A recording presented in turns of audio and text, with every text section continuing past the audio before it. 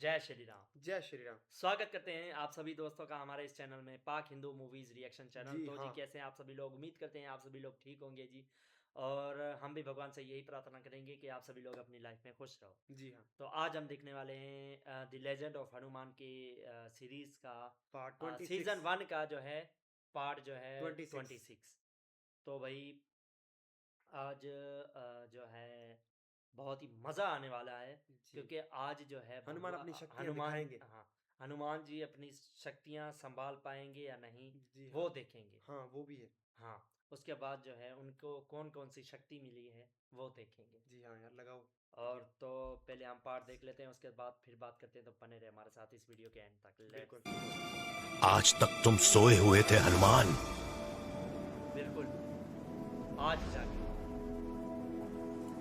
पर अब जागो, उठो और देखो कि दुनिया वही है पर तुम नहीं। देखो, पहचानो अपने आप को।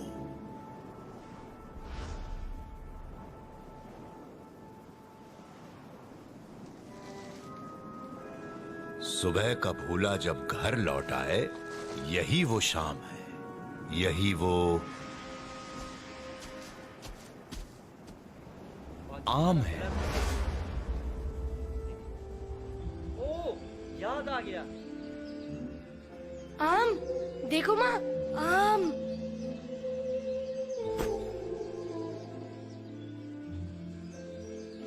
मुझे आम खाना है माँ।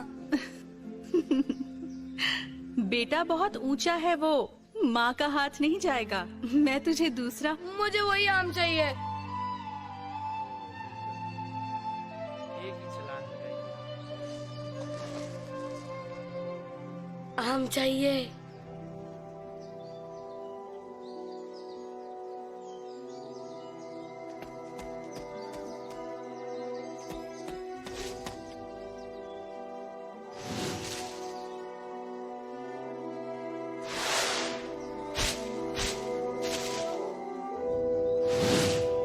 क्या बात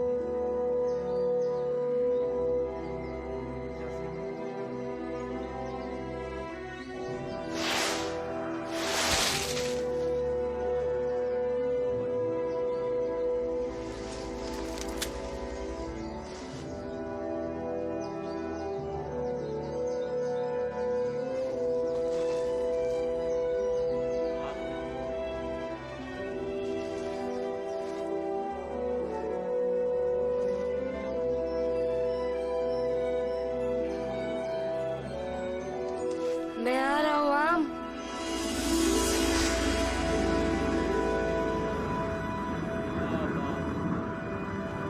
ये सीन देखने का मुझे लगा ये कोई बचपन का सपना था मेरा।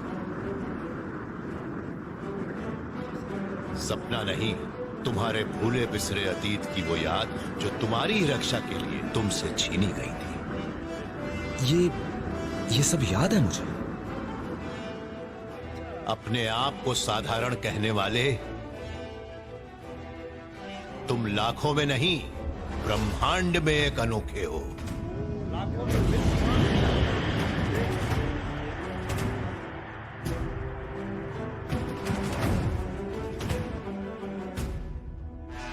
पर उस बालपन में अपनी शक्तियों के सही उपयोग से अनजान थे तुम।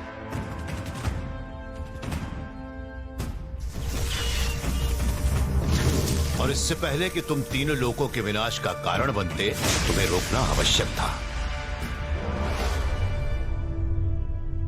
इन्होंने तो अपना वो अस्त्र फेंका था ना हनुमान जी ने।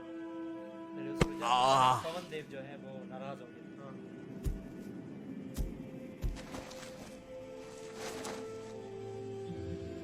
देव जानते थे कि तुम्हारे मन में मैल नहीं, पर संसार की सुरक्षा उनका कर्तव्य था। तुम्हारी असीम शक्तियों पर लगाम लगाना इकलौता उपाय था। उन्होंने मुझसे मेरी शक्तियां छीन ली।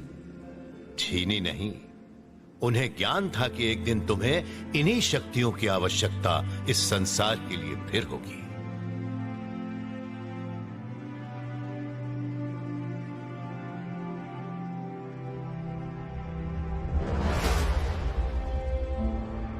तुम्हारे घर आए थे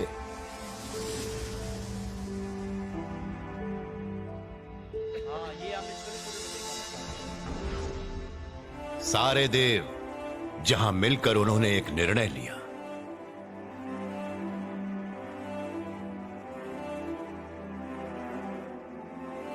कि यदि इस संसार को बचाना है तो तुम्हें अपनी शक्ति को भुलाना होगा।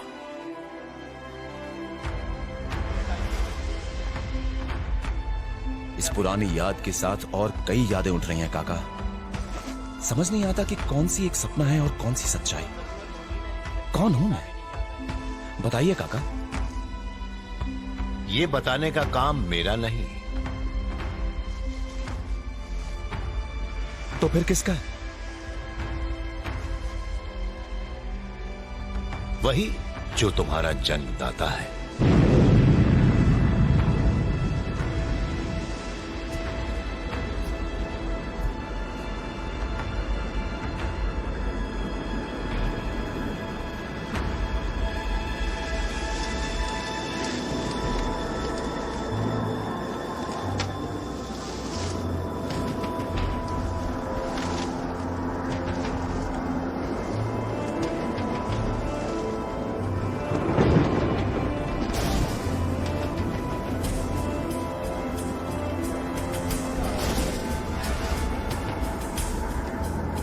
हनुमान।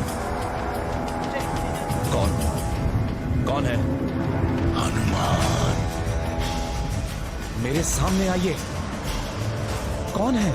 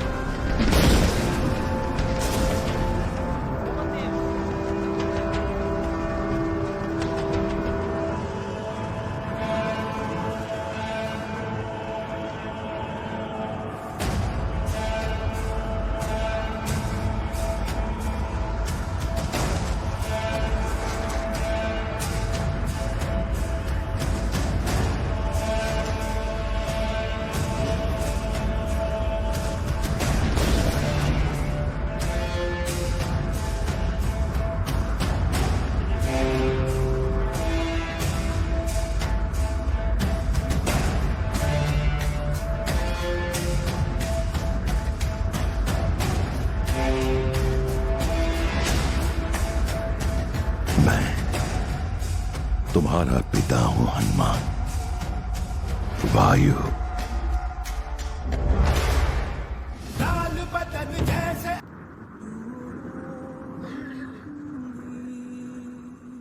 हनुमान मेरे बेटे, अगर आप मेरे पिता हैं तो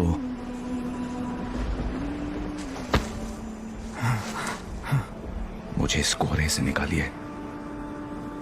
ये वायु कोहरे को हटाने ही आया है बेटा, ताकि तुम्हें सब साफ साफ दिखे। कौन हूं मैं? क्या हूं मैं?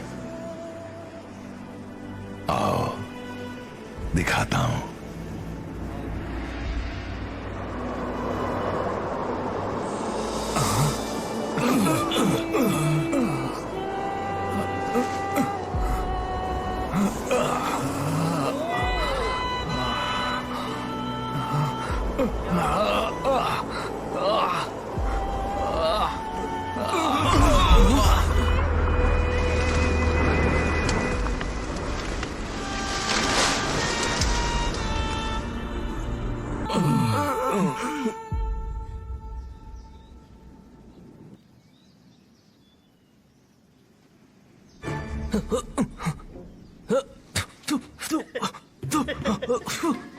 नल, नल कहाँ हो भाई? मैंने कहा था ना मेरे पीछे ही रहो। नल। अरे वही हूं।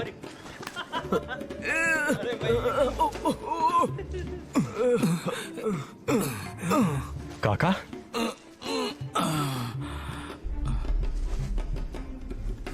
लगी आपको? बेटे मेरे दम को कम न समझो। बिल्कुल, दम तो भाई हनुमान के बारे में ये आपको पहले से पता था?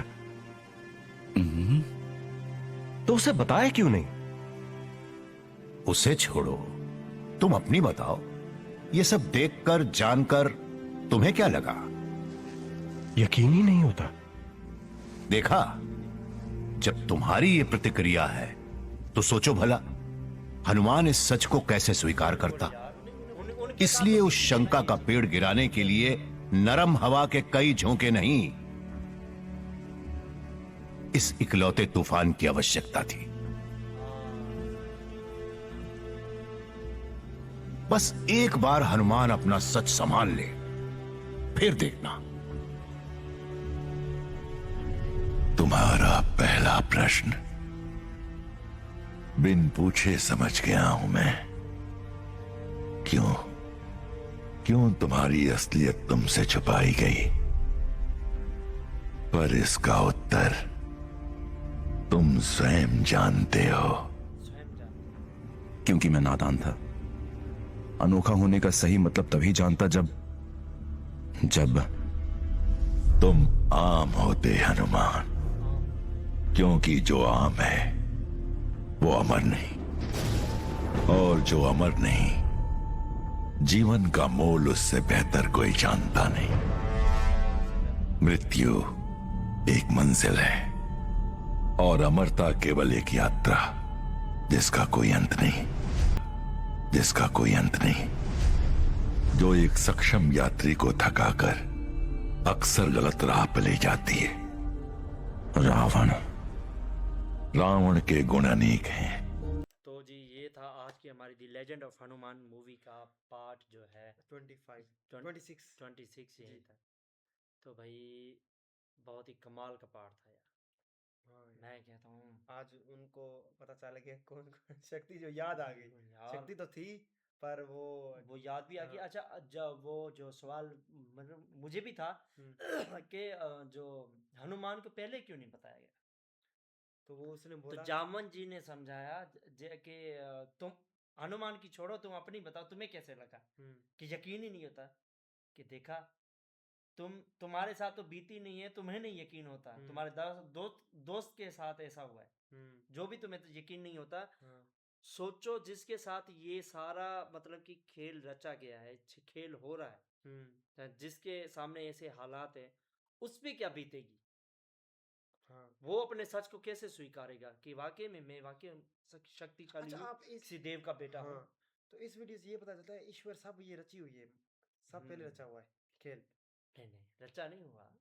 तो कुछ चीजें लिखी गई हैं, जैसे ये रामायण तो वाल्मीकि जी ने मतलब कि कितने हजार साल पहले ही लिख दी थी। नहीं, ये भी है ना, वो ईश्वर जो भी पहले उनको पता होता है क्या होने जा रहा है, तो उनके लिए वो तो देवताओं को पता था ना कि अगर हनुमान जी नादान है, ना समझे बालक है, तो अगर वो रावण की तरह ही बन गए तो फिर ये जो है दुनिया में एक रावण नहीं फिर दो रावण। इसलिए उसे आम बनना पड़ा। इसलिए उन्हें जो है उन्हें अपनी शक्तियों को है भूलना पड़ा। और से आम बनना पड़ा, वही कह रहे थे ना पवन। और आम इंसान ही जीवन का मूल्य समझ। आम इंसान। और इस कलयुग युग में वो भी नहीं समझता है। एक दूसरे के इतने दुश्मन बन गए हैं कि लोगों को पता ही नहीं है कि इस जीवन का मूल्य क्या है। जी, ये 84 लाख योनियों के बाद जाके हमें मनुष्य जीवन मिलता है, उसको भी हम ऐसे ही व्यर्थ कर देते हैं कमाई के चक्करों में और बहुत सारे इश्क वाले चक्करों में और भी बहुत सारे। लेकिन हम अपने जो माँ के कोख में हम जो अपने ईश्वर से, परमात्मा से, अपने भगवान से वादा करके आए, वो हम भूल गए। बिल्कुल भाई यही बात है, यही फर्क है कि हम भूले ना, हम कहाँ से आए हैं, क्या वादा करके आए हैं, वो हमें याद होना चाहिए। जी, बाकी वीडियो यार बहुत जैसे हनुमान जी को मतलब कि उन्होंने याद करने की कोशिश की तो उन्हें याद आया, वैसे ही हम ही अगर याद करने की कोशिश करेंगे तो हमें भी बहुत कुछ याद आएगा। जी हाँ। तो भाई इसी प्रकार हमें ये हमारी जो धार्मिक रामायण होगी, भगवत गीता साहब होगी, महाभारत हो गई, तो हमें बहुत कुछ समझाते हैं। 4 वेद हो गए, शास्त्र हो गए, बहुत कुछ समझाते हैं हमारा धर्म, पर हम समझने के लिए उपस्थित भी हों। ये चीज़ है। तो पढ़े भी भाई सही और अमल भी करें। हाँ, हाँ, दोनों तो भाई वीडियो बहुत ही कमाल की थी। कमाल की थी वाकई। उम्मीद करते हैं आप सभी को पसंद आई होगी, और पसंद आई तो वीडियो को लाइक कीजिए, शेयर कीजिए, और कमेंट में भाई जय श्री राम ज़रूर लिखिएगा। जय इसी श्री के राम। साथ मिलते हैं नेक्स्ट वीडियो में, तब तक के लिए जय श्री राम। जय श्री राम।